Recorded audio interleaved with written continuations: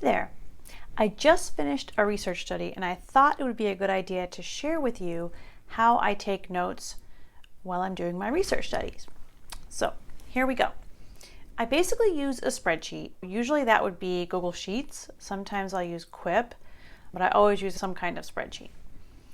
So the first thing that I do is on the very first tab, I paste my research introduction, whatever that is. So I always have that, and that's the first thing that I look at whenever I'm speaking with a participant. Once I read my research introduction, I then go to my notes tab here. And I always, or almost always, take notes while I'm running sessions. I don't usually have the luxury of somebody taking notes for me, and I don't really have time to go ahead and record, then go back and watch them all over again and take notes. Although I do always record, and I do try to also get a transcription of that recording, so it's easy to go back and find things. But for the most part, I want to take excellent notes because that is what I'm going to be using for 95% of my analysis. So they basically look like this. By the time I'm done with my discussion or moderator's guide, I paste it over in this column. All of the questions that I'm going to ask are in this column. I don't worry about numbering things usually because I sometimes move things around and then the numbering would just get too cumbersome.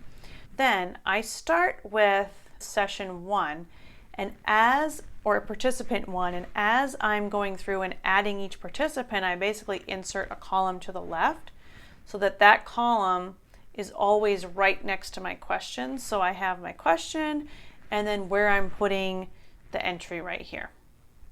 Now, the way I take notes is, and I'm a terrible typer, I never learned how to type properly, I'm embarrassed to say.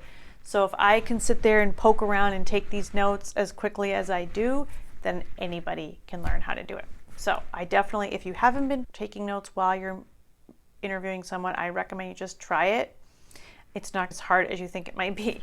A couple things I do. The first thing is I always write down as much as I can just of what the person said. I don't like to paraphrase too much or make any kind of conclusion while I'm listening or taking notes. I don't really start analyzing it or anything. I just try to write down exactly what they said. Okay. Either that, or if it's more like a pass-fail situation, I might put something like found it, understood it. If it's sort of the same question over and over again, I just need a yes or no thing or a pass or fail thing, I might put that. But other than that, I always put exactly what they said. The other thing that I do as I go through, as I'm typing, if I feel like I'm getting a pretty good insight that I want to make sure I remember to go back to and check out, I will quickly bold. So you'll see that in some of these somewhere. I will put it in bold type. So that's a way for me to easily go back and find something that's a pretty good insight. Now, if it's a super, super good insight, as you'll see here, I also make it red or another color. And you can even come up with your own little system if you want to. In this case, I just bolded it, or if it was really, really good, then I'll do bold and red. So it's something that I can very, very quickly do while I'm taking notes. I know this is not super high tech. I'm sure that somebody could innovate and has innovated on this before, but I try to keep things simple. So that way, when I come back, I can quickly scan and find the most interesting quotes, or maybe the most quotes that relate mostly to the research goals, whatever it is. And you can come up with some color coding system if you want. Other than going in and start analyzing it, which I won't talk about now, that's pretty much what I do to take notes. And I highly recommend it. It works very, very well for me. It allows me, when I go back and look at the research goals, to then go find that question that relates to those research goals and quickly scan side to side and see what kind of responses I got very easily.